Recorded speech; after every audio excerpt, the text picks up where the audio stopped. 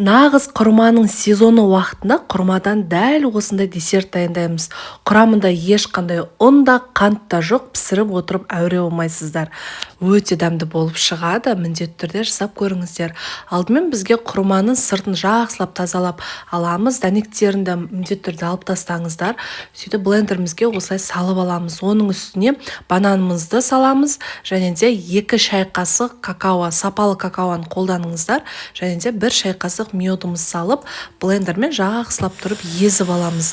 Бір массаға жеткенше жақсылап тұрып езіңіздер. Мінекей осындай күшті масса болып шығады.